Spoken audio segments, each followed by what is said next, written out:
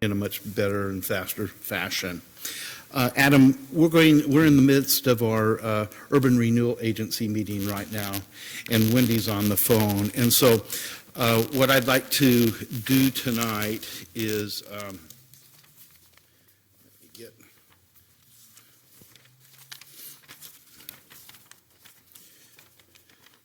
I'd like to have us consider the minutes of November 14th of the Urban Renewal Agency meeting.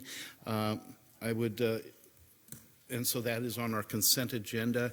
Anyone request to have that taken off our consent agenda? Hearing none, I will ask for a motion to approve the consent agenda as presented. So moved. It has been presented by Council President Menke and seconded by Councilor Stassens. All those in favor signify by saying aye. Aye. Aye. Any opposed by saying nay. And so the consent agenda passes unanimously this evening.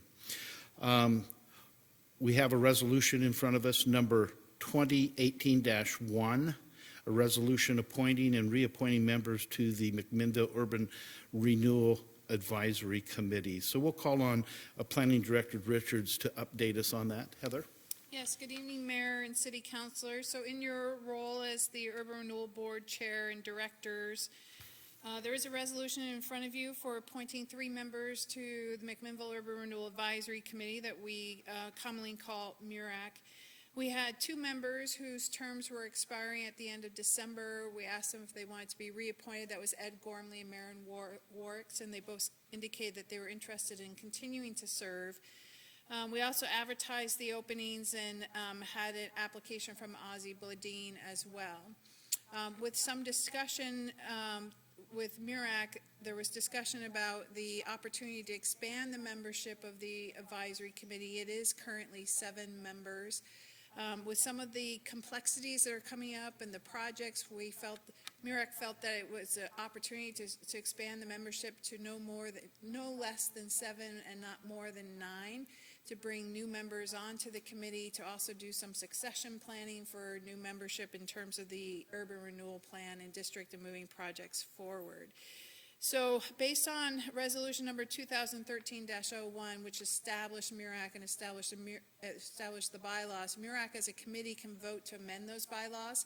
They did on January 3rd of this year, 2018. They voted to amend them to make it not less than 7 members and not more than 9 voting members. And then they also voted to recommend that you as the board consider the reappointment of Ed Gormley and Marilyn Warwicks, and then also add Ozzie Bladine to the MURAC committee to serve, to each serve full 3-year term. Thank you, Heather. Any comments or discussion, comments or questions to Heather, or discussion among ourselves? Hearing none, I will ask for a motion to approve resolution number 2018-1, a resolution appointing and reappointing members to the McMinnville Urban Renewal Advisory Committee. So moved. Second. It has been moved by Councilor Garvin and seconded by Council President Menke. All those in favor signify by saying aye. Aye. Any opposed signify by saying nay. Okay, this resolution passes unanimously. Any other business that needs to come up before the Urban Renewal Agency Board this evening? Hearing none, I'll go ahead and close the board meeting. What I'd like to do at this time is welcome you to our regularly scheduled City Council meeting this Tuesday, January 9th, 2018, and I will call the City Council to order. And again, what we will do this evening is let's jump to our consent agenda first.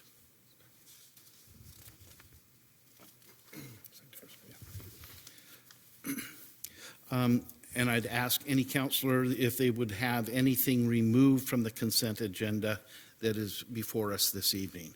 I would. Okay. Yeah. I'd like to have some discussion about 2018-01,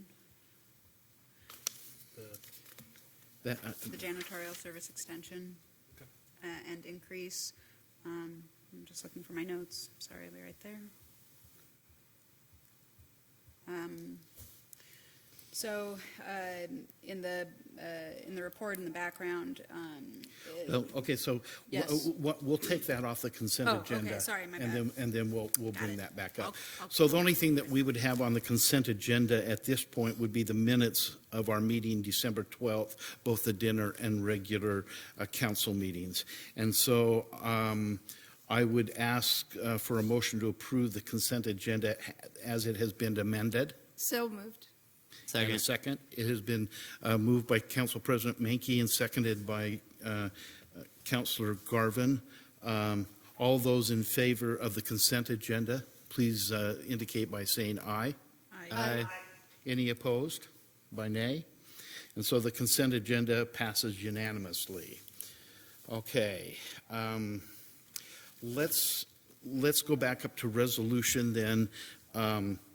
Number 2018-1, a resolution authorizing an extension to the city facilities janitorial contract, service contract. And so I think what I will do, Jeff, do you want to update us a little on that? Or Actually, David's been the lead staff. okay, on this go ahead, David. So the background memo in the packet provides, I guess, the basic information. And I don't know if you want me to go through all of that. I can certainly give a quick summary. The city undertook a process in 2016 to identify a janitorial services company through the provisions set out in state law that required us to contract with a qualified rehabilitation facility to provide those services if one provided service or was approved by the state to provide such service in Yamhill County. There are actually 4 different QRF vendors that indicate that they provide janitorial services in Yamhill County.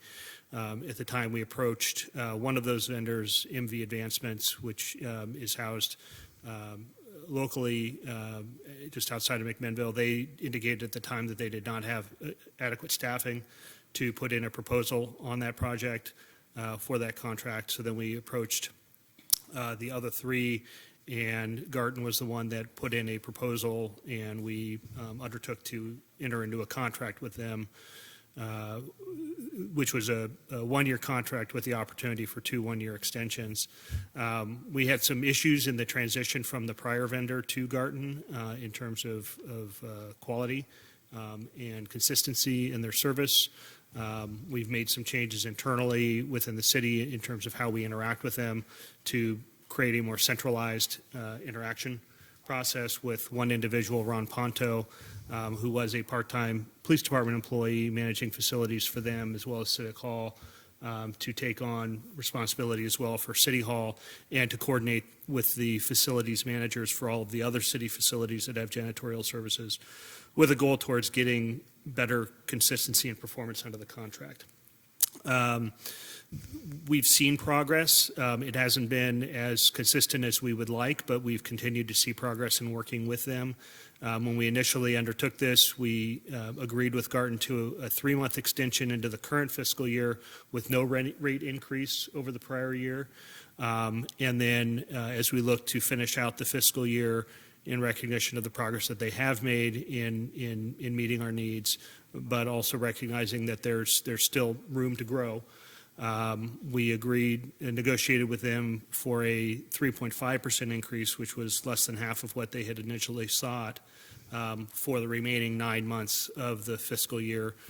The overall effective rate increase is closer to 2.65, I think, for the fiscal year, because it's only 3.5% for the remaining 9 months. We'll be meeting with them regularly over the next few months to see if we judge that the service is at the point where we will look at considering a 3rd-year extension, or whether we're going to go back out to the marketplace and approach another QRF vendor to look at a contract for next fiscal year.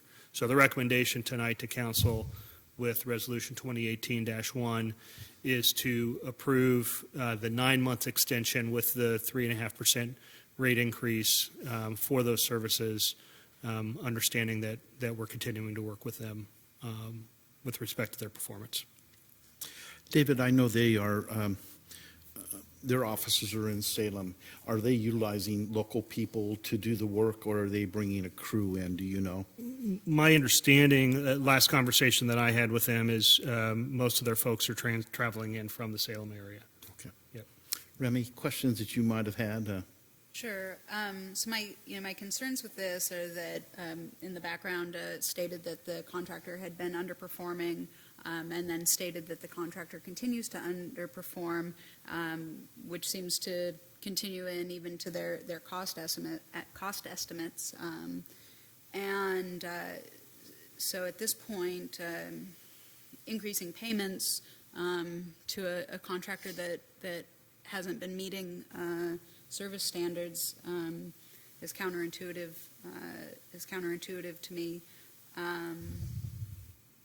And I'm certainly, I understand that in many ways this is meant to be more a housekeeping, and I don't intend to overly interfere, but my my concern is that it's $158,000 per year is not a small amount of money, and not a small amount of money, and to essentially give a raise to a entity that is failing to meet its expected performance standards, it doesn't coincide with my thinking. Sure, and I appreciate that. It's frankly why the city balked at the higher price increase that was originally proposed by Garton. The 3.5% increase is meant to recognize the increased costs that they're incurring as the cost of materials and supplies go up without, as well as minimum wage increases and that they have to pay to the folks that are coming in by law. And it was deemed in the discussion with them that 3.5% was a reasonable increase based on the increase in supplies, equipment costs for them, as well as the increase in wages that they have to pay. And what are the options at this point if this were not to be approved for any reason? If this were not to be approved, then Garton is currently working without a contract since the last extension did expire at the end of September, and they could stop providing janitorial services immediately. They would leave the city in a bit of a bind with all of its facilities. Some of our facilities have janitorial services on a daily basis, given the high volume of public usage of those facilities. I will say that we've been having conversations with all of the departments and the facility managers for the better part of a year now with respect to this issue. It was generally agreed by the body that some facilities are very happy with the service and some are very not happy, and there was not a consistent response across the board, but that on the whole those facility managers preferred to continue working with Garton to see the performance improve rather than terminating the contract with them and going out and finding a new vendor. I can't say that that's where the conversation will take us by the end of this fiscal year, but where we are right now is with this proposal, it carries us through the end of the fiscal year, another 5.5 months, and gives us the opportunity to complete the conversation with Garton, make a determination on a reasonable time schedule that lets us then either negotiate an extension with them or go back out and interview a new vendor. And that perspective was consistent amongst all departments and all department heads with the... At the end of the day, that was the consensus was to move forward and continue these discussions. Make some changes internally in terms of how we interacted with them so they weren't interacting with a dozen different facilities managers and getting different feedback from each of them, and to have everything go through a single point of contact, which is Ron Ponto. And Ron's been doing a great job working with them. In this type of business, as you can imagine, there can tend to be a lot of turnover. in who we see on the crew any given night. And so, we may work with a particular crew of folks and as I understand it, and get them performing the way we'd like them to. And then 2 months later, we've got half the crew is new, and we're back to the square one, retraining them. I don't think that's a problem that's endemic to Garton. I think it's endemic to the industry. Then to the prior service contract that we had with another vendor, there were, again, some departments that thought they did a great job, and there were some departments that were fit to be tied with inconsistent performance. I think it's the nature of the business. We just wanted to recognize that in proposing a lower rate increase than they requested, putting them on notice that we continue to expect a higher level of service from them. Okay. That makes sense. That's all my questions. Okay. Thank you. You're welcome. Any other discuss? Go ahead, Wendy. Yes. Great. Just one clarification. We did our own independent evaluation then of the increase in cost to the janitorial service and any increases they would incur as a result of the minimum wage changes. We didn't just start with their proposal. Yeah, this was based on interactive discussions that we've been having with them for probably about 8 or 9 months now. They came in and provided an initial justification for us to us for the higher price increase that they were proposing. Is based on some changes of number of hours at some facilities as well as their overhead costs. I will tell you that with these types of contracts, the qualified rehabilitation facility contracts, because it's a state program, there is a state office within the Department of Administrative Services that oversees these vendors and reviews their prices to ensure that they are in fact reasonable. These types of contracts are exempt from the competitive contracting laws because it fits into with the state's desire to see certain contracts and opportunities go to vendors that provide jobs for developmentally disabled individuals. And so that's why we're looking at this particular vendor. But if ultimately we don't get what we need from this particular vendor, then we're free to go out and work with one of the other vendors in Yamhill County to see if we can find someone that meets our needs. If at the end of the day we get through this process and having given them all an opportunity and none of them meet our needs or can fill our needs under the contract, then we do have the option of going back out to the open market and doing a competitive contract for this. But in terms of the price and the costs, they are those price increases are overseen by the state. And in this case, rather than submit this to the state, we engaged in an interactive negotiation with them to get down to that 3.5% number. And thank you for the clarification. I just had one more question. I wanted to see if you felt that we have a very clear path for improvement with with time frames that you feel comfortable with, that you've worked out. General discussion of improvement. Yeah, Ron.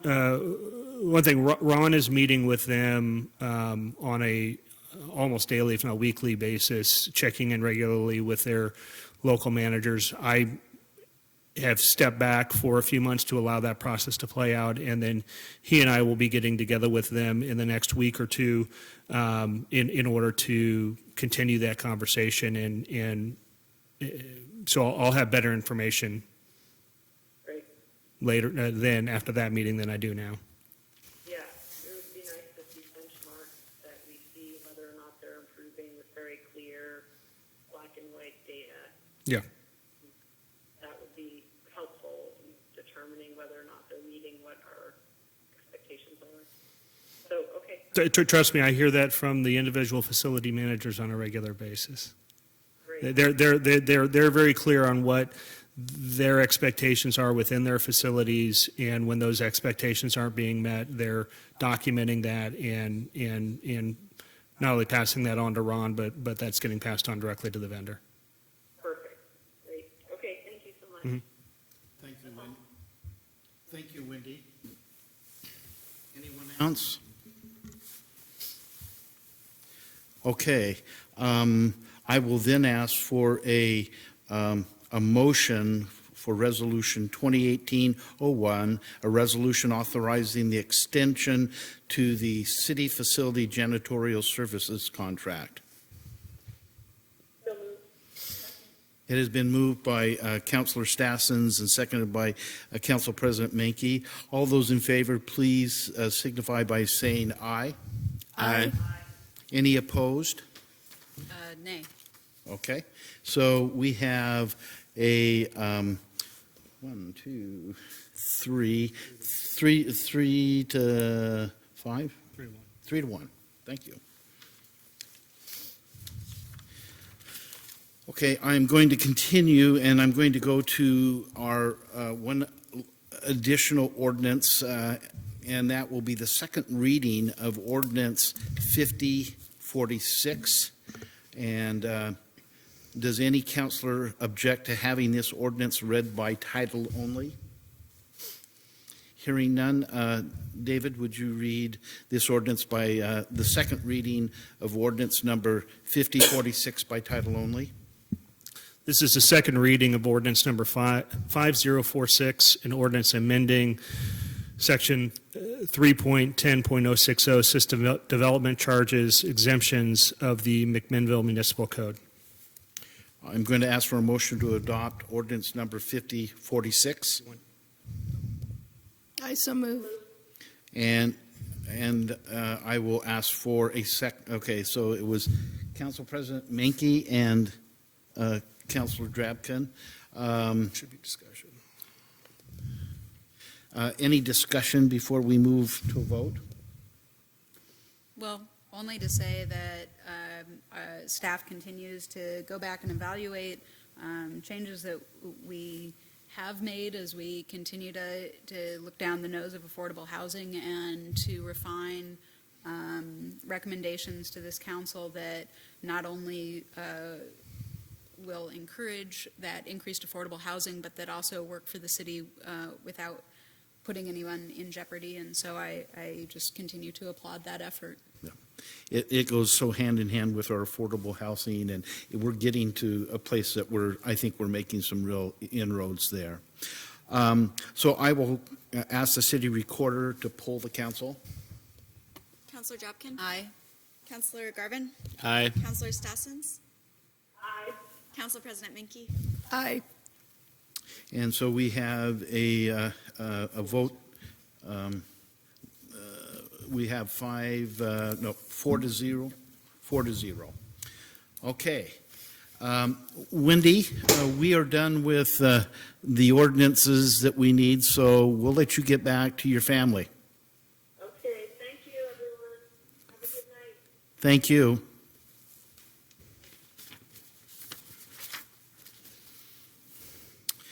Okay. We are at that part of our discussion this evening that we have an invitation for citizens for public comment. Anyone may speak on any topic other than a topic that's already on the agenda, a topic that's in litigation, a quasi-judicial land use matter, or a matter scheduled for a public hearing at some future date. This evening, we have a few that have turned in requests to speak. We will limit our comments this evening to 3 minutes, and so we will time that and give you time to make comments.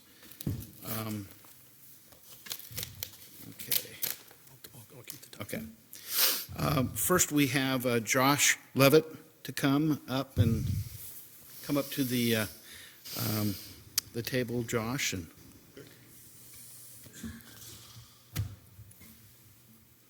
when does my clock start? Right now? Yep, go ahead. Okay, so I'd like to kind of talk about Duran Drive.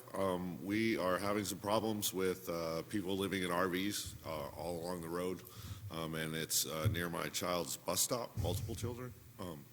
So anyways, I did some research. Yamhill County ordinance, zoning ordinance prohibits anyone actually living in a vehicle, and it to remain parked at the same location for more than 72 hours, as well as the CCRs for Hidden Meadow Ridge that have actually been filed here with the city also prevents that same maximum 72 hours and prohibits, furthermore, living in that vehicle. The Yamhill zoning ordinance is more specific, stating it being a primary residence as well. Furthermore, I did take a look at what McMinnville city ordinance was, and it was a 3-day maximum, so it's 72 hours. I would really like if someone could come and enforce this around our area in Duran Drive. We have a lot of kids down in there, and it's a newly developed neighborhood, as well as some serious parking issues that you probably want to address as well, all along that street with semis, but specifically the RVs and the people living around them and the problems that they're causing within our neighborhood, and perhaps even safety issues within our neighborhood. And I would like you guys to hopefully give us a hand here. Thank you, Josh. I can tell you in our downtown safety meeting this morning, we had some dialogue around this, and it was brought to our attention, and our chief is aware of that. And so my thought would be, as a group, or if you could even have someone that would touch base with the police department and let us know what's going on, and we'll coordinate with you on that. Any other thoughts, Chief? No, I guess I was brought up to speed Monday about, I think, the situation. It's very similar to, as we are aware, what was occurring up in Dustin Court. There are, I know you referenced some zoning, the CCRs that you're speaking of, those are not law enforcement enforceable, just so I'm well you're aware aware. of that, yeah. I do sympathize and understand your plight that you all are dealing with. Candidly, we're dealing with our legal department right now. We're working with the deputy city attorney to possibly revamp some of our parking code right now that has to do with disabled vehicles, inoperable vehicles, that sort of thing. And that's something that I know Pam Ramsey, our code enforcement officer, as well as Amy Kepler and the captain that's in charge of that, will be meeting with Natalie within the week, as I understand it, to discuss and possibly move forward with some sort of recommendations. That being said, you are correct. It's a 72-hour park notice, and as long as they're moving that vehicle within a 300-foot distance, that restarts that clock. That's what's becoming problematic is there are a number of individuals that are, I'm sure, down in your neighborhood that I've heard that were up on Dustin Court that are doing this and are well versed in the parking code enforcement type of the laws and what they can and cannot do. Yeah, and as well as the parking, the more so them living in the vehicle, and Yamhill County as a whole doesn't allow anyone to live in a vehicle, from what I understand, without a permit. So I guess that's what I would kind of like dealt with primarily. I'm not 100% certain on the Yamhill County code. Yeah, it's a zoning ordinance as Okay. well, yeah. So, and it's actually, it's the page 502-7. It's section 40209H, ordinance 648.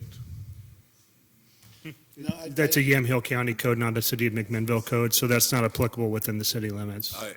But the question is whether or not the edge of Duran is actually in the city limits. It is. We checked the city maps on Monday, and Dorn Drive is within the city limits. It's right there, right? Yeah, well, actually, it's a little further out. Okay. Than you would think. It's actually like the river is essentially the boundaries for the city, so. Okay. So, yeah, I was just referencing more of since there wasn't actually what I would believe a city ordinance on it, I would feel that you would resort to county ordinances, but I guess maybe I was mistaken on that. Josh, rest assured that we're well aware of what's going on, and we updated our parking enforcement, and they will be making those rounds. And I understand the neighbors' issues with it, and candidly, we will continue to work to try to educate and find other solutions. I think maybe there's alternative solutions down the road that we can work with, but we will be working with the city attorney's office in the near future to hopefully revamp that code. Yeah, and the one recommendation that I kind of came up with in the end was perhaps just making it no parking on that side of the street. There's nothing over there. There's no reason why you couldn't. Thank you, for your Josh, time. for coming. Margaret Cross? Welcome, Margaret. Thank you. I always appreciate the opportunity to come before you and hope it's reciprocated. Anyway, I have a fun one for you tonight. It's actually it's about rats and deer and feeding of deer with corn, with people putting out corn for deer, which actually is very bad for the deer. And I'm not a big deer fan, but nonetheless, putting out corn apparently is very hard on deer. And I don't really care about the deer. What I do care, I'm just telling you this, that it's not good for them despite what people think. But when you put corn out for deer, the other things that eat this corn are rodents, rats particularly. I live on Russ Lane, which as you go down Edmonston, just behind our house, you hit the Cosine. And I have neighbors over in the Forest Glen area, and this has been where one of my neighbors there brought it to my attention, has pictures of these piles of corn that's put out. We have seen rats in our neighborhood. This is a public health issue, and I'm concerned about it. And I really need some education on this. I don't know if the city has any ordinances about putting out corn for deer, which, forget the deer, attracts rats. Rats are not desirable. We don't really want to have rats. They carry disease, and we don't need rats increasing, and they do when they're fed. So can anyone answer that question for me? About, do we have anything in public health I'm not dealing aware with of corn and rats? Ordinance that specifically bans the feeding of deer with corn. But we do have some nuisance laws that relate to maintaining properties in conditions that attract rodents and rats. So if you've got a particular address in mind and can forward that on to the police department, we have a code enforcement officer that can follow up on that. That's how we... And they would go out and say, not a good idea, quit doing this. If we find somebody in violation of the code, we always work for voluntary compliance first and education. Outstanding. yeah. So Great. If you have I that will information, I'm be sure the police department would love In to touch see it. with you. I don't have the address, but I can contact you, and thank you so much. I really wanted to come and talk about rats and deer. Thank you, Margaret. Nick Robinson?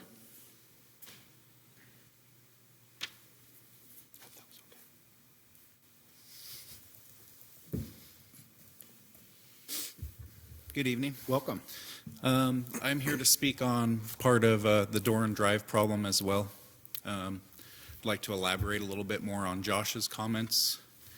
So we've been having this issue with the semis parking there for ever since I've moved in. I'm under the impression that the city's giving out permits for parking so that they can park there, from what I've heard. It's causing a safety issue. Doran Drive makes a turn from an easterly direction to a south direction right at my property. And they're parking right up at that corner, and it's forcing cars out into the middle of the street coming around the corner because that semi's taking up half of the road. So there's been numerous times where we've almost had collisions with cars coming the other way because coming around a blind corner. And so now we also have these RVs that are parking there, and they're parking all the way down around the corner, and it's causing the same issue. So we've got increased traffic coming through there with the semis, now these RVs, and we have lots of children. Just my street right there on the corner has over 10 children under 5 years old. Just yesterday we had a syringe that we found right near where these RVs are. Can't say it was directly related to them, but we didn't have this problem before. in my property right on the corner, I can't have it fully fenced in because there's a fire hydrant. And it is now full of dog feces from these homeless people that have their dogs off leash, running in and out of my property. So on Saturday, I placed some no trespassing signs on my property there that is unfenced, and they were promptly ripped down in less than 5 hours. So I went ahead and put those back up, and they have stayed since then. But so obviously, now we're having trespassing issues, dogs off of the leash within city limits, feces problems that's not being picked up. I called Pam on Friday and left a message with her because she wasn't in. Have yet to hear back from her. I understand she's working on the problem, but it would still be nice to hear back from her on the issue. So I'd just really like to see some progress made. Maybe placing some signs that don't allow vehicles over 8 feet tall to park near that corner to help with traffic negotiating the curve. That would help a lot with forcing cars out into the middle of the street, making that curve. And other than that, maybe a no parking zone near there. There's also that fire hydrant where these motorhomes are parking less than 10 feet away from it because the curb's only painted for about 4 feet past it to the east. But the Oregon state law says that you have to stay 10 feet away from a hydrant. So there's numerous issues going on here. Thank you, Nick. Again, my thought is if vehicles are parking closer to the hydrant than is state law, a call to the police and they can be ticketed. We will do that. Again, you bringing this up, we're trying within the current law and ordinances that we have to do this. And so this is going to be on our plate until we can get within the parameters that within the law that we can do. And I made a call into a non-emergency dispatch call when my trespassing signs were ripped down. An officer just made a drive-by and then called me and said that Pam was aware of the issue and they were working on it, and that was about it. Okay. Well, thank you, Nick. And again, this isn't anything that we're going to turn our head on. We're very much aware of that, and feel free to come back and update us as a council. Okay. Because I'll be very honest, I was out. I took an opportunity after my meeting this morning to drive out to your area and to get a sense of what's happening. So I've seen it personally. And then one other thing I wanted to touch on, the moving 300 feet. There's 2 motorhomes there currently, and they're just swapping positions, and they're less than 300 feet apart. So they're definitely not making that 300-foot move. Okay. And they've been there for 2+ weeks now. Okay. Thank you, Nick. Thank you. Phil Dorn.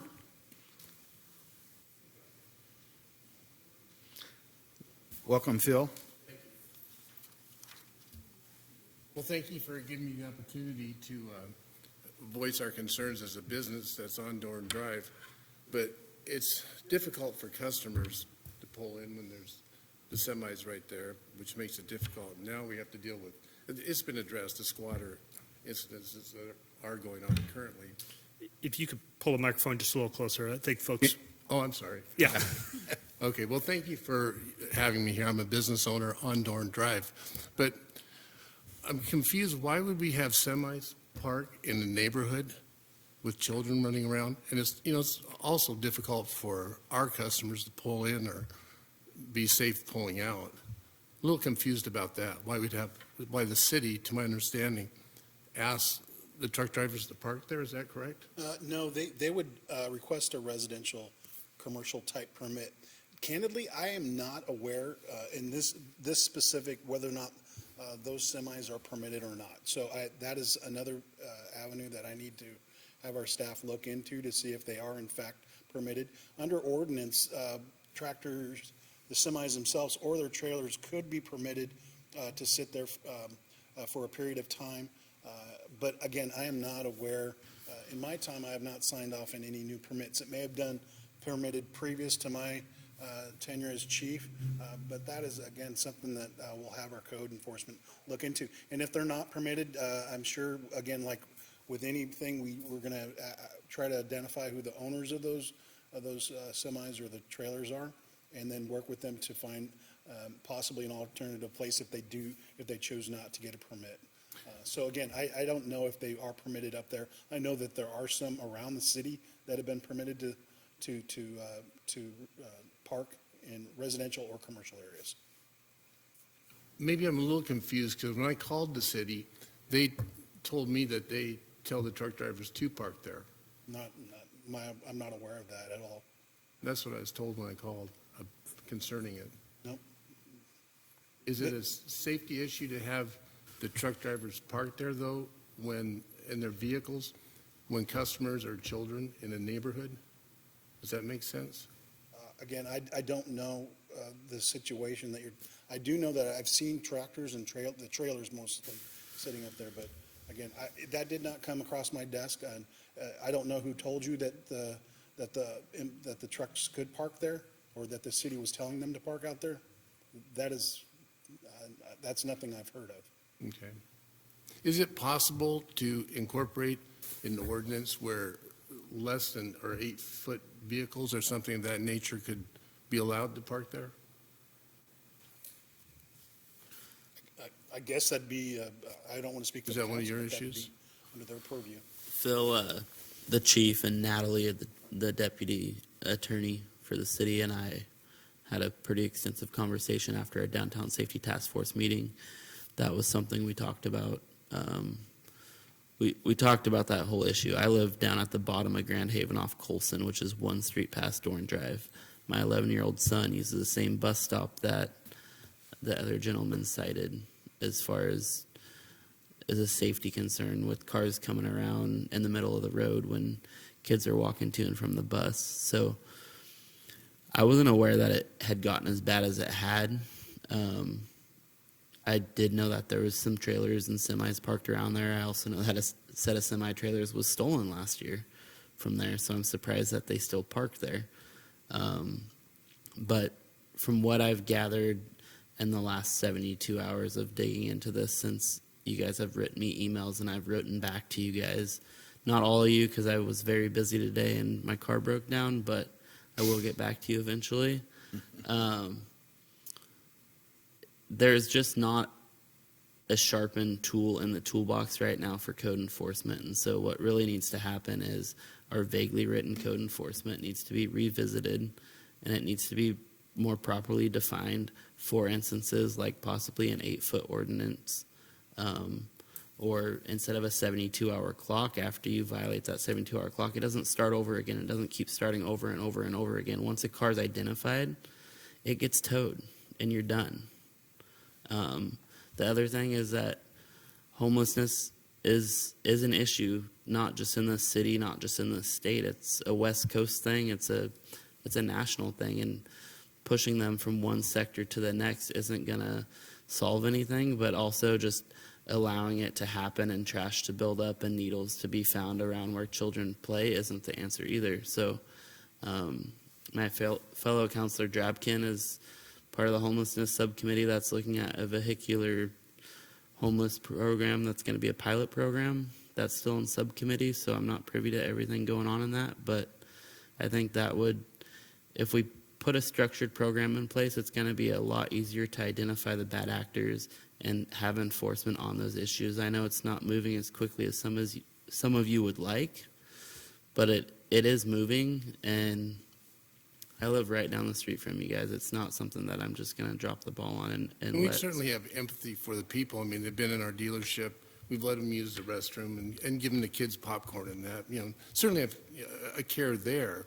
But my concern is more so, I mean, the homelessness is tough. I understand that.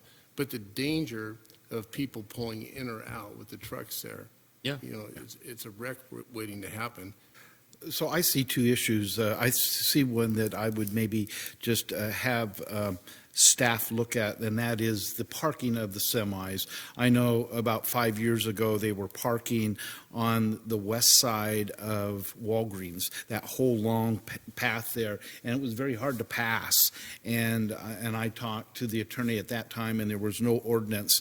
I know that they park out on Baker Creek, and there's room for them out there, but they're trying to find a place to park. So I think if instruct staff just to bring back that ordinance and keep us aware on the tractor trailers and the parking within residential and commercial areas so that we can be aware of that. Okay. And Okay. then I guess last thing is a city issue. Today, there's 3 pit bulls running around loose. Is that a violation of an ordinance? Yes. There is, within parks, there's nothing, I would have to do some research about whether or not dogs running loose. No, there's ordinances about vicious dogs running loose. There is that, but dogs just playing, running around, I'm almost positive there's not a leash law within the city. Okay. Within the parks there is. Okay. And I guess I could talk to the steel mill owns of property there to put up no trespassing signs. I suppose that one may help. Is that correct? Sorry. We could talk to the steel mill who owns the land right across the from street? us. Yes, to the, I'm certain you can. I'm Okay. certain. Yeah. and then, Talk to them and see if what their appetite is for no trespass signs on that, on okay, their property. okay, I'll do that. All right, well, thank you. Oh, one quick question. Isn't there sufficient in the industrial section of the city out Riverside? Isn't there a lot of places where the trucks could park away from neighborhoods and other businesses? Yeah. I don't know what the inventory is. I don't know what the inventory is. I will tell you that, again, that'd be probably optimal. But again, think about some of the tractor or the semi owners live in or around those areas or those neighborhoods. I do know that's part of the problem is how far, I guess the question is there's no ordinance that prohibits them from parking right now in the city limits in the residential areas or commercial areas. Optimally, probably, but I guess as a practical matter, I don't know if that's something that that we want to tackle. Well, I appreciate that, but I got different information when I called the city several times about this, is that they can't park within the city, only special spots is what I was told. So that's not correct. If they're permitted, they could park anywhere? They're permitted in a certain location.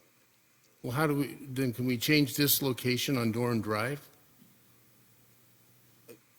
So I think we're starting to go in circles here. You've raised the issue. It's something that we're going to have to spend a little more time looking into. This is something that came to the city's attention recently. You got to give us a chance to do the homework and figure out if there are in fact any permits on those.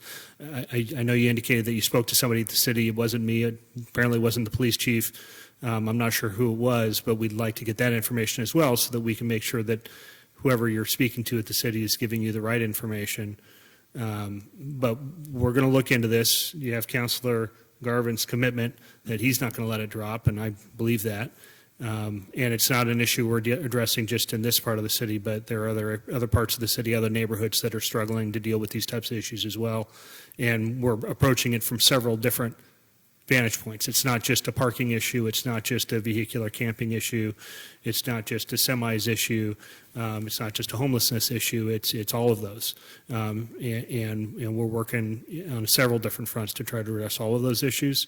And I just ask you to work with us. Okay. And So be in touch as you see crimes being committed or things that you're concerned with, to notify the police department so that they have the opportunity to track that information and get the appropriate resources applied to it. If you've got concerns about homelessness and vehicular camping issues, the city's got subcommittees that are addressing that. Affordable Housing Task Force, as well as the Homelessness Subcommittee to that task force. And those are all meetings that are open to the public. So I just encourage you to engage with the city in those forums where we've got a lot of good folks, staff, and citizens working to come up with solutions and bring things forward to the council. And that's the appropriate place for that work to be happening. But to clarify then, you will look into whether those people, the trucks that are I heard the police chief indicate that he would do exactly that. Okay, and then would you try to, can we ask if you could not have it permitted to be parked there? We've heard that request from you and from the others. All right, thank you. Thank you, Thank you. Phil. Anyone else like to address the council this evening? Go ahead.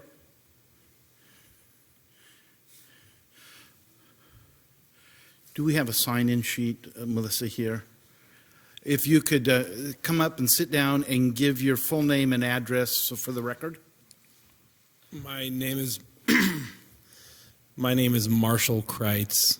I live at 3147 Northeast Lily Lane, directly adjacent to Mr. Robinson, also off of Doran Drive. Okay. So that we don't circle anymore on this, I'm sure you're all getting a little tired of hearing about it. I haven't heard anyone besides the police chief say that he would look into the issue. Give us any kind of definitive time frame or a plan that we can come back perhaps at the next city council meeting and check in to find out exactly what's been done. Because it would be, excuse me, it would be easy for us to come in here and for you all to assume that we won't come back and then no progress has been made. And although I know we're all concerned about the homelessness issue because the visual experience of driving up and down that road every day is a reminder that people fall on hard times. It's sad.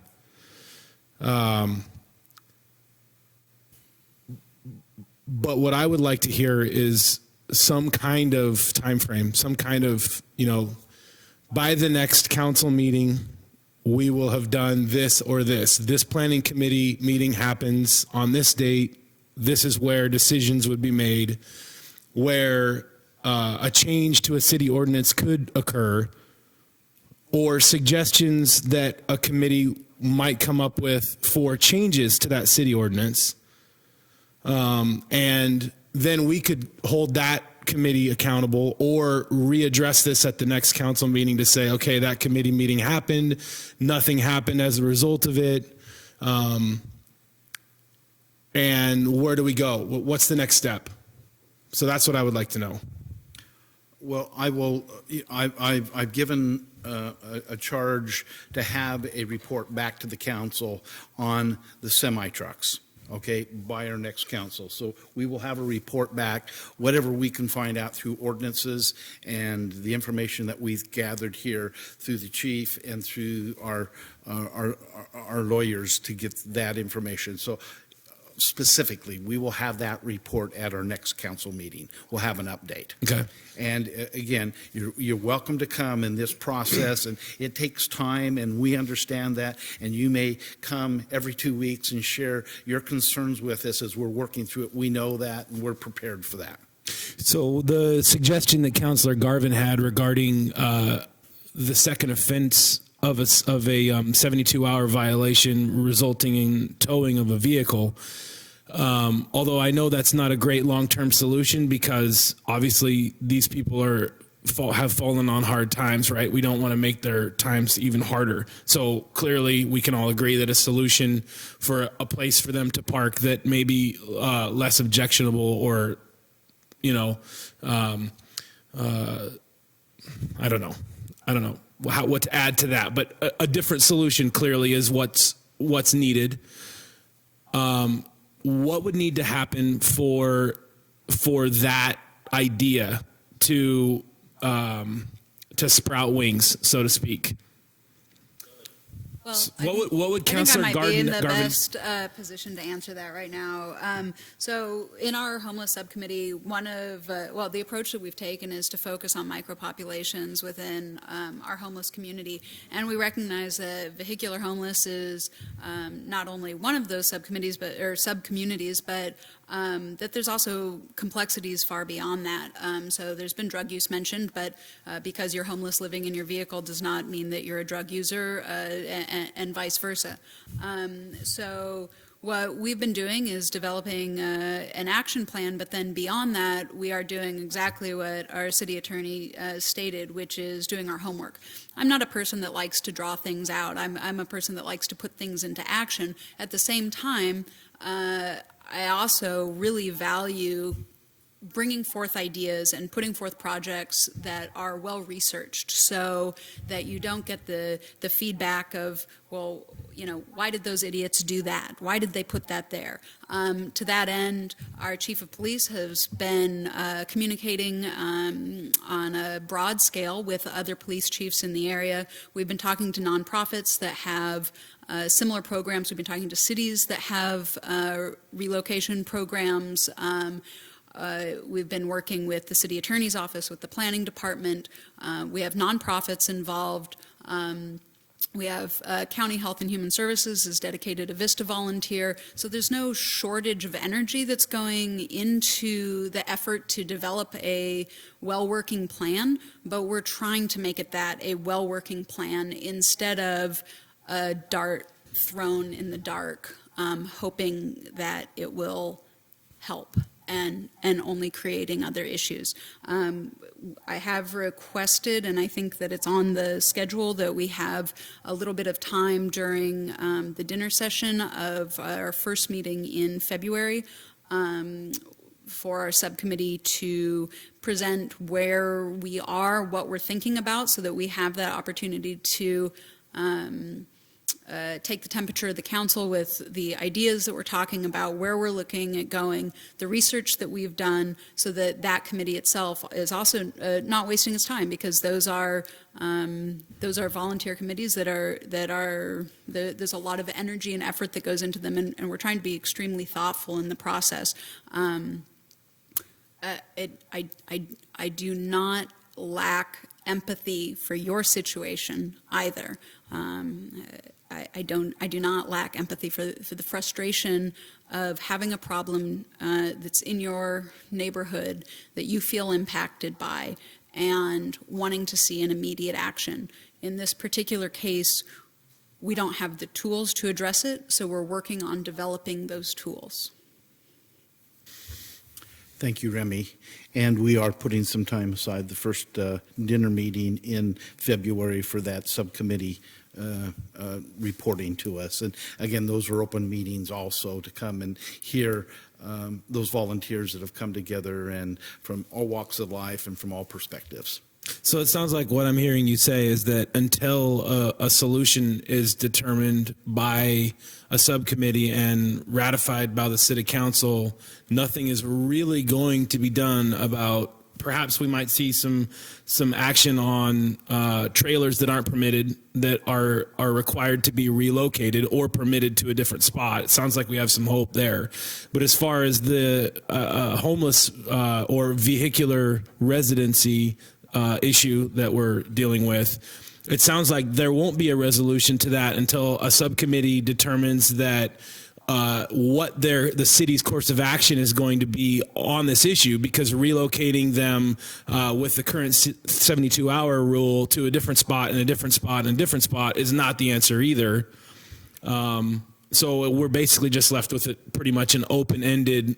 It may be the answer for your neighborhood. It's not the answer for the neighborhood that they move into. And then we have those neighbors here in 2 weeks, and then they move to another neighborhood. And we see that. And that's why we're trying to address this from more than just the stick perspective of towing somebody's home and taking their property from them when they've fallen on hard times, as you know. At the same time, we can't allow that type of behaviors that come along with that sometimes to be occurring in those neighborhoods. And the police department's aware of it. They're not going to just sit on it now. They'll be out there with patrols and paying attention to it. And that's how we're handling it, is on multiple fronts. So I know you want the answer and the solution, and you want it implemented tomorrow morning based on the fiat of the mayor and the council. That's not how it works. And I would encourage you, just as I encourage the other gentlemen, to engage with us at the levels where folks are boots on the ground working on this issue. There are a lot of impassioned folks in this city on all sides of the issue that are looking for solutions. We can use everybody who's got a brain and wants to be a part of that to be at the table with us, and I would invite you to come and be a part of that. where you've got passion around the issue and you're going to put time and effort into it, those are the types of folks that we need sitting around the table with us, coming up with solutions that are not just knee-jerk reactionary, but will be effective. Well, at the end of the day, the question is, does the city of McMinnville, as far as my perspective, does the city of McMinnville want to allow homelessness to become more and more pervasive, or does it want to push the homelessness to a different community? It's really what it comes down to. Sir, we are far, far, far from having control over the factors that lend themselves to creating homelessness. You could end it by making one change.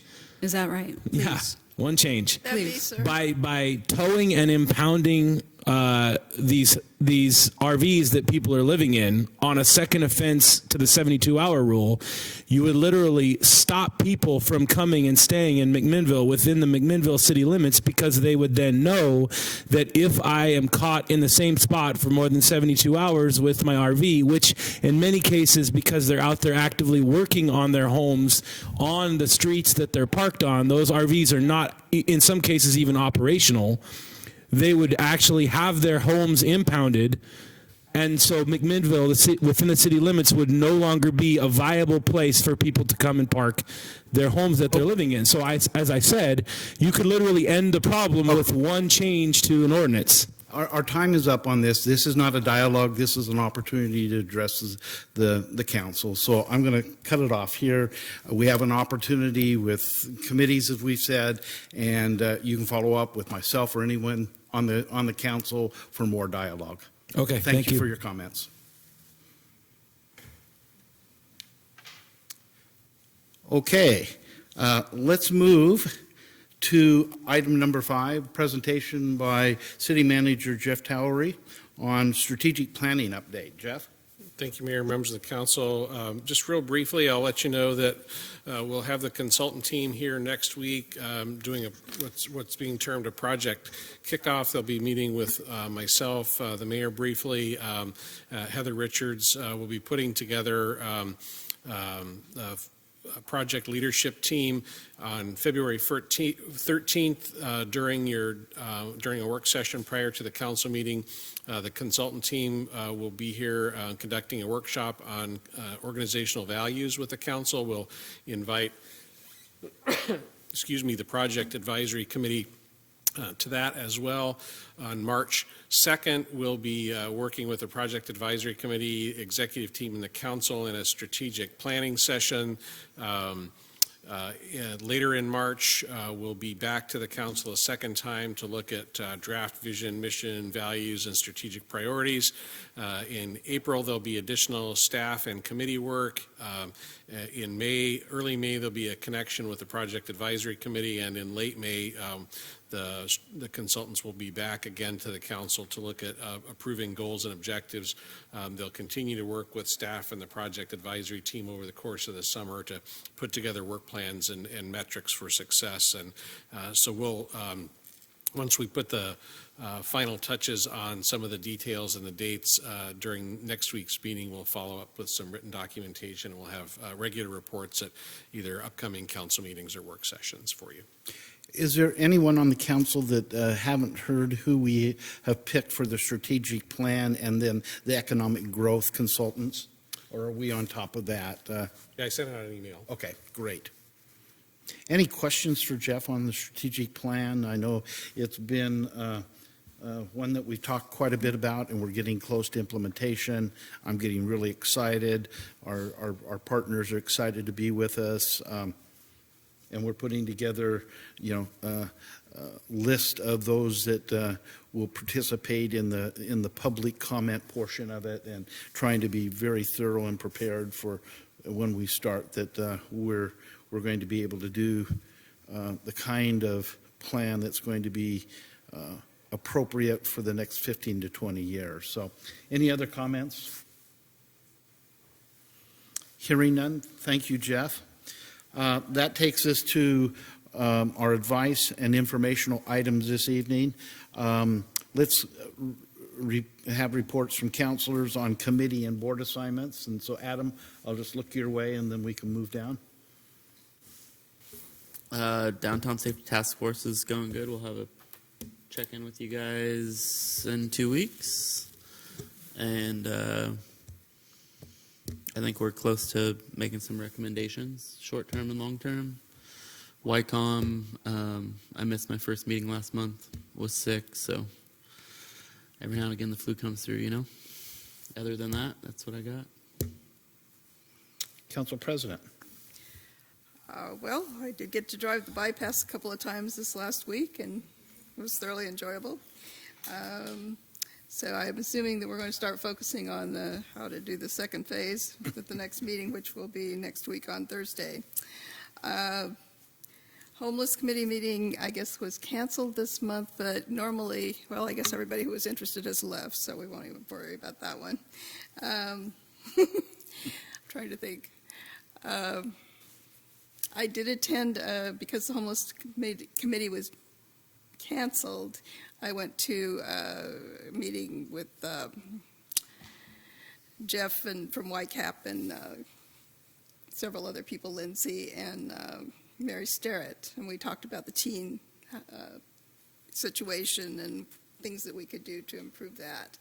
And one of the biggest issues, I think, is publicity. It seems to be that although they do have the county does have the facilities, they don't seem to be able to publicize them well, so people don't really know about them. So we did discuss that in some depth, but we're focusing on that and on my part of the subcommittees. Thank you. Remy? Thank you. So in the Affordable Housing Task Force meeting, we were able to congratulate our planning director, Heather Richards, who has secured a grant to be able to carry out a housing needs analysis for the city of McMinnville, which is overdue and long needed, and will continue to aid us as we continue to try to make informed decisions. Additionally, given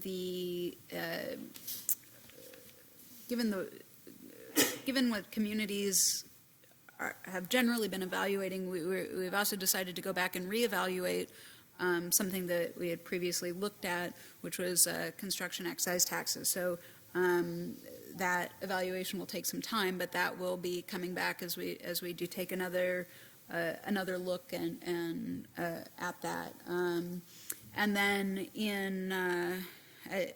as Council President Menke mentioned, the parent committee of our homeless subcommittee was canceled. However, the smaller subcommittees did continue to meet, and so those include, let's see, the vehicular homeless, sheltering youth, which have been both discussed this evening, sheltering senior women, and sheltering veterans, and we have had actions come out of those as well. That's all my committee reporting, but as we no longer have an old new business, I would like to also take this opportunity to talk to the council about something else that I feel is poignant again, and that is the timing, the efficiency, and the structure of our regularly scheduled council meetings. This is kind of spawned by two things. One is the recent addition of a regular work session in addition to our council meetings, and also by the departure of Councilor Kevin Jeffries, which I see as a loss for this council. I think he was a very, very good counselor, and it has brought up some other things that I'd like to discuss in this forum. Essentially, what I'm going to propose is that the structure of our meetings would become such that it would be a work session followed by a regular council meeting. The reasons for this are mainly accessibility to the public. I've long felt and often expressed that I feel the timing of these meetings are difficult, and I'll come back to that in a second. But our dinner meetings are mostly unattended by the public, despite being open to them. And they're irregularly attended by the press. So what happens in there, the questions that are asked, the answers that are given, oftentimes that stays within the dinner meeting. And then I see a negative effect when we come out here, because sometimes we don't repeat those questions. There's not necessarily a need to. We have enough information. Occasionally, if some piece of information was so pivotal, we will repeat that question so that everybody has the opportunity to hear it. But at the end of the day, I don't see any reason to have repetitive meetings. And I think that all of those questions should be asked in the forum in which the majority of in which the most people attend, and that would be this meeting. Going back to the timing of our meetings, a 7 p.m. start time. You're a senior and you have transportation issues, and it's cold and it's dark, which we all know 9 months out of the year it's cold and it's pretty dark. There can be real accessibility issues with getting here at a later start time. If you are a parent with school-aged children, 7 o'clock more or less is about dinner time, and other things that happen at that time. So I feel like that also limits attendance at our meetings. And I think it's pertinent to say that timing not only affects the public. We have a large staff that is required to be here frequently, and a large portion of our staff also has those same considerations, as does our council at this point. Have the consideration of that, and I think that what I understood from Kevin was that was a major part of his decision to resign. And I feel like in the kind of the wake of his departure, we should heed that warning that there is an impact that reverberates back in many ways. Our council goals this previous year included process improvement, and we've seen that be so successful as it's rippled through departments. And I think that this is a good time to also look at how these meetings work, and especially how they work in terms of public participation. I've learned, because I've asked this question so many times about changing our council meetings, etc., and I've talked with a lot of people about it over the last few years, and it is solely the will and the discretion of this council to set its meeting times. I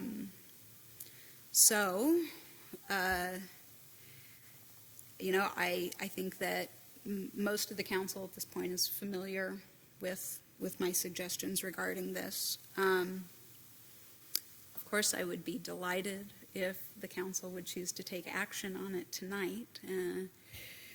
And if so, my recommendation would be that we start the work session in this room at 5 p.m. or so and limit it to 1 hour, therefore giving us 2 1-hour work sessions every month. We start the council session at or around 6 p.m. and that as well we generally include about a a 2-hour limit to that. I understand there will be public hearings and things of that nature where there just will be a demand for it to go further in order to fully carry out that process.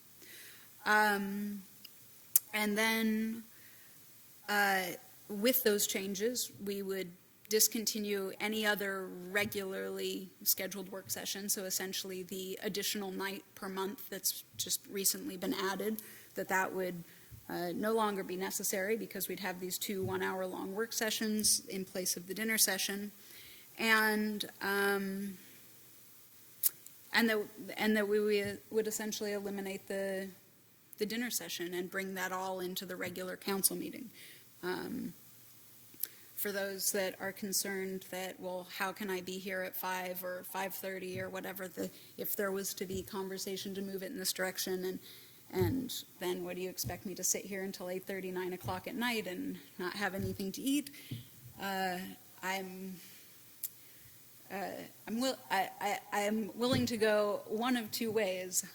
We can either bring our own food, which is fine by me, but since I know that will not be popular, I would say that we would have, with no change to the budget that's currently allowed for food, have that food available here. Theoretically, counselors should all be here before the meeting anyways, as would staff be here, and so that food would be available on a first-come, first-served basis, and then any additional would be still here and available for the public to enjoy as well.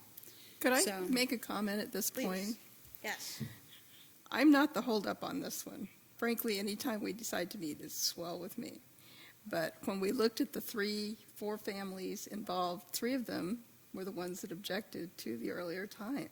It just didn't work out for them and their households. And that's the holdup.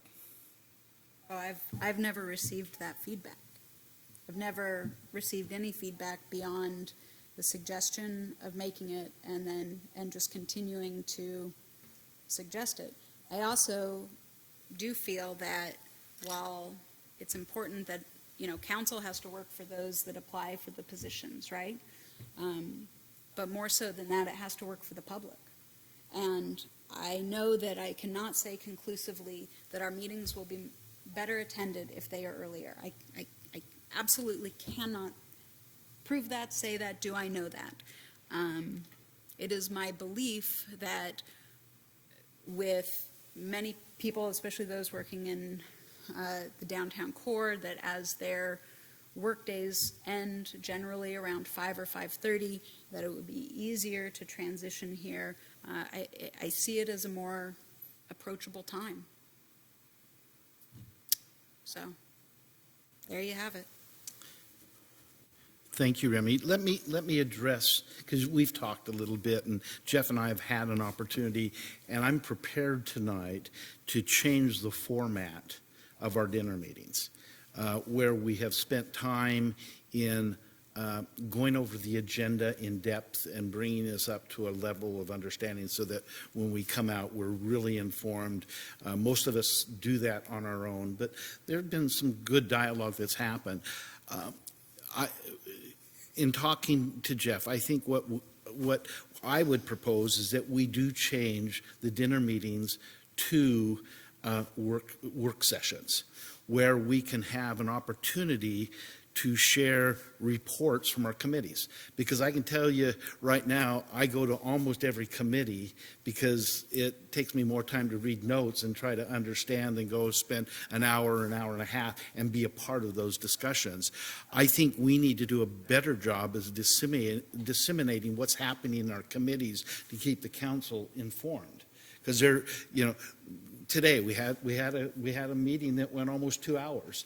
And, we can say we talked about this and this in 5 minutes, but you really don't get a feeling of where and what we talked about in the downtown safety and behavior meeting. And it was good, and we're moving forward. But I don't think that we get that information out to the counselors to keep them informed as much as we ought to. So that would be one aspect of our work sessions that we could do, is really keep ourselves informed. And I'm not saying that, for every hour we're in a meeting, we do 10-minute debrief, but we just do a better job of keeping the council informed of what's happening around, because we've got good things happening.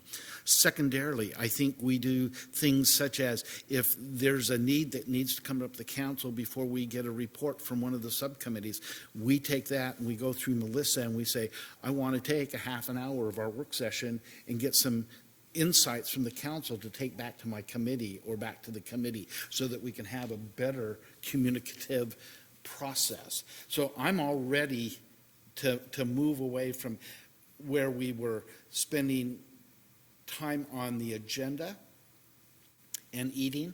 I still think that there's a benefit of being together and just having a little time to break bread a little bit, because we can go a whole month without having an opportunity to sit next to somebody in the council.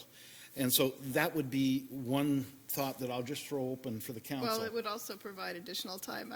As I recall, probably a little over a year ago, maybe it's almost 2 years now, we talked about actually having some educational moments too in the work session before the meeting, and David might provide some. Bringing department heads in and those types of things. So I think that would be an excellent opportunity. It doesn't necessarily make the evening earlier, though. But we do accomplish more, so that would be good. And then I'll tell you, if a starting time of 5 o'clock is something, I think we need to wait for the full council to be here and discuss that at length. I'll tell you, when I was working full-time, that couldn't happen. I couldn't get here in time if I'm traveling as Kevin. And so we're looking for a new counselor. We're looking, I don't know what, Alan has control of his time, but he's one that works right up to that point and comes. And I don't know, Adam, there's many times that you're trying to get a lot in a day, as Remy, you're trying to get in on a day. So my thought is, as we move to our next meeting 2 weeks from today, that the content of our dinner meeting be called a work session. And we come prepared to talk about the things that we need to. And I'm going to put Jeff on the spot a little bit, because he and I have talked. And what are your thoughts as we talked about that? Have I overlooked? So what I would suggest is that we schedule we schedule some time at your next work session, which is currently scheduled to begin at 6 o'clock, and talk through the timing and make a decision how you'd like to move forward in the future. We don't have anything else scheduled for that work session right now, and we can spend the time that you need looking at the agenda, looking at the timing, deciding what's the right start time. Is there food? Is there not food? That sort of thing. Are you talking about next Wednesday, or are you talking about the next council the meeting? 23rd Okay. of January.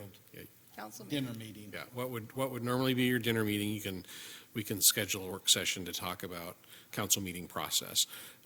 We've already got 2 items scheduled for your work session on February 13th, and I don't think it's going to be a problem to be able to fill that work session time.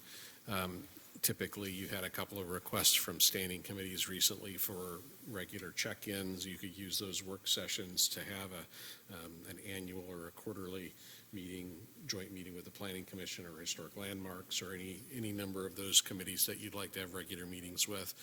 We do have the first 2 work sessions on the third Wednesdays for January and February scheduled. If you decide you want to go a different direction, we need some clear direction on that, but we do have work sessions scheduled for both January and February already. So let's. Mr. Mayor, Go- Adam wants to. Go ahead, Adam. So, Remy, you made a lot of good points. I'm definitely open to this being a work session out here instead of a dinner meeting in there. I would agree with you that I think it could create more dialogue with the public, which is, I think, public interaction and input is, I know when I used to sit out there, that was very important to me, when I would actually see everybody up here on the dais engage with the public and not just come out here and vote and then be done. And I would wonder, like, how did Larry come to that decision? Well, now I know that Larry asked a question in the dinner meeting that I wasn't here for. Or Scott did, or Rick did, or, whoever. But as far as the start time goes, just to be frank, I couldn't do a 5 o'clock. I'm more than happy to do the work sessions out here and do, if that could alleviate the extra night a month. But I personally don't really see the benefit of going to 5 with the crunch it would put on my family and my work-life balance. I just think I'd be missing meetings, or I'd be showing up right at the start of the 6 o'clock meeting and miss the work sessions, and I just wouldn't be engaged as I could be if we stuck to that 6, 7 o'clock start time. But I would agree we need to get rid of the repetitiveness of the dinner meeting to the council meeting. And if there was a difference, if it was 5:30, 6:30, would that half hour impact you in the same way? Depending on where Trish goes back to work a couple days a week, yes, because she'd be commuting back from Newburgh most likely. So depending on how efficient that bypass is during commuting hours. Tell you tomorrow morning. So what I would suggest is, we've had great dialogue, and Remy, thank you. I mean, I know it's kind of hard to continue to bring this up again and how it's going to be accepted, but you've brought up great points. I think we take the 2 weeks to think about it and come back prepared to share how it affects us, how we feel it's going to affect the community, and what we want that to look at. There's no ownership to the dinner meeting looking one particular way. I think we create what works best for us. As you say, the efficiencies in the departments, we need them here also. I think we do have 2 work sessions that are scheduled for January, February, and that has, I think, a lot of focus to do with our strategic planning. And I think it's critical that as we go through the strategic planning, that we have time set aside just for strategic planning as we go through that very important process. And then see, is that something we continue, or is that something that's just purpose served for 6 months? I don't know. And I think as we go through those, the one in next Wednesday night, we see how that works for us. I hope that we can come on a Wednesday night and be focused and be able to get through a fairly substantial agenda in an hour and get us down a path that might be different than tagging it on to another meeting like so often we do. We've had one work session that I thought, we came in, we got the business done, we were done in an hour. I came home and I go, wow, that was great. That doesn't feel like any other thing we've ever done before. So I think if the charge I could give is to think deeply, much as Remy has done, to come back at our work session in 2 weeks, we'll have a dialogue. And if we could reach out to Wendy and Alan and let them know, I'll take that on myself. And if any of you want to share that with them also, that they would be prepared. And we actually do have another item to talk to you about in that work session on the 23rd, but we can still have time to do both. Okay, a couple of things that I had on my agenda. I'm just going to pass this around for you to look at. I received on my desk from Charles Hilstead, he put together a council calendar, okay? And just to look at it, it's pictures of McMinnville. He didn't want to give one to everyone because there's about a $25 price tag on it. So I said that I'd share his letter with everyone. You can look at the calendar, and we may display it in a prominent place. Maybe in my office. Maybe in your office. Maybe just you could frame it with the cutting board. Yeah. So I just thought I'm going to respond back to Charles and let him know thank you and what I've done. I also tonight, it'll probably be tomorrow. We are putting together, and you've heard a little bit about this, the inaugural Mayor's Award reception. This is going to be held on the evening of January 30th from 4:30 to 6. And we are going to recognize with the Pillar of Community Award, recognizing unique and exemplary contributions to building a stronger McMinnville. We're going to be representing 3 individuals or groups that have contributed to McMinnville. And then we're going to have the Mayor's Legacy Award will be presented that evening to an individual who has made a profound and lasting impact on McMinnville community.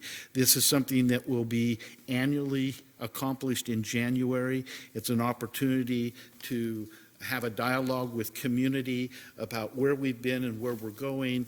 We will have department heads here, kind of a reception to be able to have from my perspective, some give and take. We are going to be sending out the announcements tomorrow. We've looked at them. They were created today. And so, again, I would invite each member of the council to put January 30th aside from 4:30 to 6 o'clock with a program starting at 4:50. The next evening, which is the 31st, is the COG dinner. And we have some awards that have been turned in from our community. We don't know if those individuals are going to be recognized, but again, the COG dinner and just talking to Melissa, if you're interested in participating in that, we can get our tickets purchased. That will be out at Spirit Mountain, and that's where their meeting's going to be. Again, in that I'm not in any committees that you guys aren't, I'm not going to spend any time on that. Let's go ahead and see if we have department reports tonight. Matt? Nope, I've got my marching orders. Okay. Scott? Thank you. Heather? Melissa? David? Jeff? So just one quick thing to add, since you mentioned Chuck's calendar. You may not have noticed this, it broke over the holidays, but Chuck received the Reader's Choice Award for one of his photographs from the Oregonian, and it broke during the holidays. It was a wonderful picture of flowers. So congratulate Chuck next time you see him. It was a pretty cool little article that they did. Good. Great, thank you. We also have our cash and investment report for October, November, and our buildings report. Anything else that needs to come before the council this evening? Hearing none, we'll close our meeting. Thank you.